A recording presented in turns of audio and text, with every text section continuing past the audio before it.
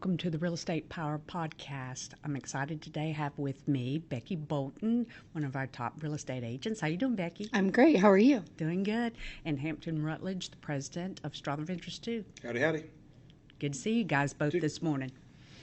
I wanted to talk to you guys because it's new year, new opportunities, and we're always big at ERA Strother Real Estate in planning. You plan, you succeed. And I know, Becki, you are a planner. I am. With paper and pencil. It's old school. I am. I love it, though. I have to keep myself on track. If I don't keep myself on track, then I'm no good to anybody.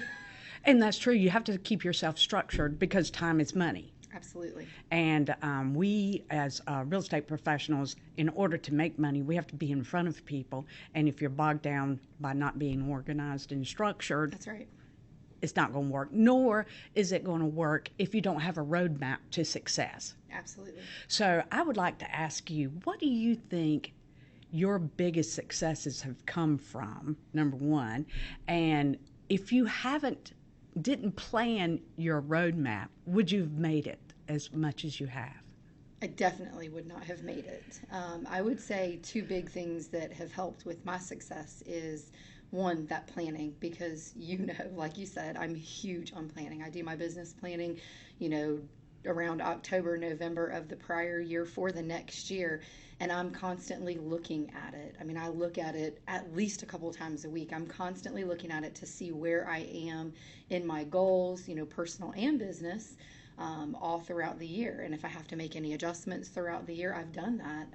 I've set a goal, and then I realized in June I was going to crush that goal. So instead of just keeping that goal, I increased it. There you go. I changed my business plan. I increased it a little bit. But also, I would say, keeping up with my clients and building a rapport, building a relationship with my clients. I feel this business is totally relationship-based, whether it's with my clients, with mortgage companies, with, other agents inside and outside of our company. Building those relationships with my clients and my peers, I think, has definitely helped to, grow my business every year. Help you achieve what it is. Absolutely. And, I think it's important, a lot of people will take it to the extreme. You have to measure what matters. Right. And what matters is exactly where your goal is taking you. That's right. And what part of that business is your driving train. That's right. And you have to be able to adjust, I think. If you see that something's not working, halfway through the year, first quarter, second quarter, whatever, when you're doing your evaluations and you see that something's not working, you have to be able to make that adjustment. You have to be able to sit down and say, okay, why isn't this working? What do I need to do to make this part of my plan that I had set for the year work?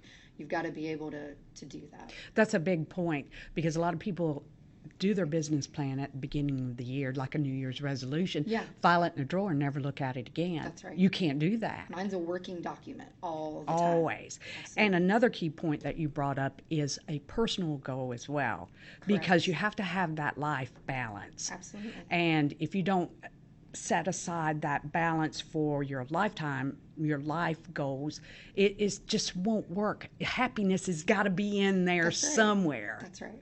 Now, Hampton, on a bigger scale, Becki's been with us how long now, Becki? Oh, it'll be 11 years this summer. Woo! Yes. Man, yeah, I'm looking for 11 more. Yeah, me too. And continuing that growth that you're doing. Yes. Man, what was it? We measured her at 143% year-over-year growth. 840% since your first year. Wow. Increase. Isn't that something? That is awesome. Yeah, that is. Yes. What a growth rate to tout. Yes. I mean, goodness. But on a bigger scale, we offer that for all of our agent base, do we not? We do. It's crucial, I think, for the brokers in charge, or whomever. It doesn't necessarily have to be the brokers in charge. Just somebody that can hold you accountable. We'll sit down with you as an agent and create that business plan with you, not for you, but with you, where you can, as Becki was saying in a lot of her points, where you can take everything in your periphery, not just the sales part of it. It can be everything within your periphery, like ancillary services that you need to include, anybody that you have a relationship with, that should all be a part of your business plan. But again, it has to be with somebody that is going to be holding you accountable to that. And that's what we do. We have quarterly reviews, and there is no set time, place, or whatever that you can't go in and talk with your manager about, hey, I'm 1 month into my business plan and things don't look quite right. Can we readjust? And it's all about that. They say that you should set your goals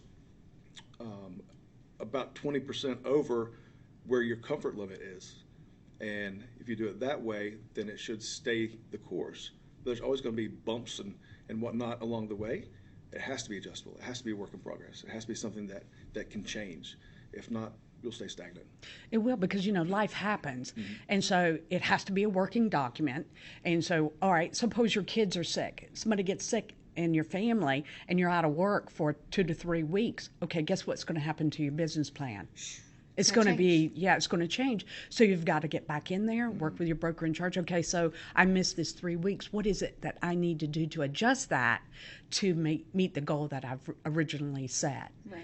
And, I think I'd like for you to talk a little bit more, Hampton, about, we don't just tout that to our real estate agents. We take it on a aerial view as well as far as the company. God. I've got business plans coming out my ears. We do it with every aspect, every facet of the entire company, because it's necessary. We're an active moving kind of company, and in order to stay that way, to really kind of broaden our horizons but still maintain our culture, we have to set a plan. And that starts with me. That starts with me pushing it out to not only our agents but to our managers, again, to the heads of all of our departments, whether it's property management or the ancillary companies themselves. It's got to start with me, and then it just kind of flows throughout the entire company. What we also kind of established for our leadership too is personal growth.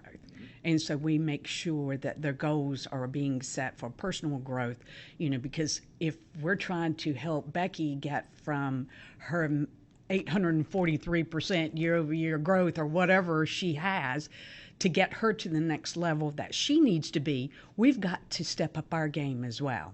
Do we not? We do. And I think with her creating her team, and it's Growing. ever evolving and growing, Yes. That can all be attributed to not only a strong leader, but to planning. And if I can say, another great thing about our management staff and how we do our business planning and stuff is that they have always taught me, at least, they teach us how to do that business planning ourselves as well.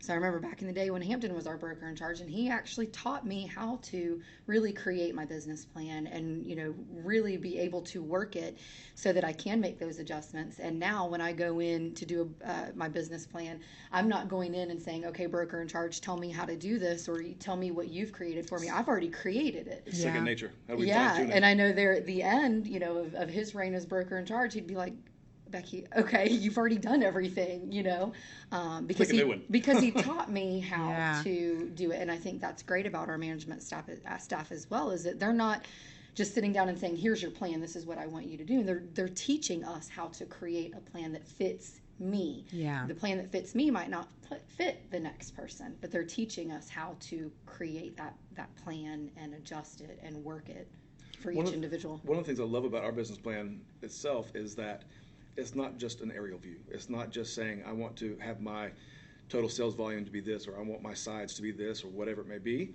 I want to earn this much money. It's not just that. And while all of those things are great, it actually gets into the main points, like what the action items are. So you take your idea, then you break it down into, okay, in order to reach this, I've got to do these 3 things. Okay, the first thing is this. What are my action items to create that, or to make that happen? And it all ties into the bigger goal. Yeah, I think a lot of people are intimidated by the business plan, and that's why they don't do one. Right. And they don't understand it's the simplest thing. It can be done on a piece of paper, a notebook, or a napkin, or whatever that may be. But you have to have a roadmap to where you want to go. And it can't be a pipe dream. It's got to be something that's realistic, but challenges you. And that's important. Now, on a company level, we look at it from an aerial view and then work down and then plug back up into it. So we know what we want to achieve, and it could be a number of things that that may be. You know, this year it's you plus 20. So you plus 20 means whatever you did plus 20%. So that's obtainable, right? Yeah, absolutely. So if you kind of then take that extra 20%, break it down, would you be happy with 20% additional growth in your business? Absolutely. And if I we guess can, I want 40%. yeah. But if we're realistic about it, and if we achieve 30%, then guess what? Man, we're happy. Absolutely. But if we set the goal at 20, who wouldn't be happy with 20 more percent in their business plan? I mean, in their year-end goal and meet it, and we can show you the way. Right. I think that anybody that is looking to grow their career, I think a structured company like ours could be the place they need to kind of ask questions about. I absolutely agree. I do. I think the biggest piece of that, whenever we as the managers are kind of pushing it out to those people that actually want to be a part of it, they need to understand that the business plan is not for us. We're here to help you fine tune it, to give you ideas. This business plan is for you and your success. Doesn't matter what I say. This is how you are going to succeed. And again, it's just an accountability piece on our part. Yeah, and we do help them, show them the way. Mm-hmm. Okay, you need to spend this much time doing this much time doing that. And if they're struggling in any way, then that's when we take them back and put them into training or give them that additional assistance to be able to show them how to get that. Yeah, I know Mike does one-on-one coaching with agents, which I think is amazing. You know, if someone's struggling in one specific aspect of their business or struggling in the whole business, whatever, I know that he sets, you know, a certain time, you know, or whatever, that he does actual one-on-one coaching with agents where it's just him and them. They're not sitting in, you know, a classroom full of 10 other agents and, you know, maybe too shy to ask a question or to speak their piece. They're sitting in there one-on-one with him and, you know, really getting to dive in and figure out their way through the business and how to do it. It's more open. Yeah. Yeah, I agree. You know, the last thing I want to kind of say is that maybe it's a job. And I think that people kind of really get it misconstrued in thinking that things are going to be perfect all the time and that everything is they're going to be their way and it's a bed of roses. But I'd like for you to kind of expand upon that a little bit, Becki, by kind of saying, you know, look, this isn't always easy, but it's not. Success is Very it's a rewarding. narrow road. Mm-hmm. And I'd like for you to kind of hammer that away a little bit. So it's definitely not easy. And I think, you know, a lot of people get into it thinking, you know, it's going to be super easy. And then they get their first or second deal and they're like, oh my goodness, what the heck did I get myself into? Yeah. And so it's definitely not easy. However, it's very rewarding.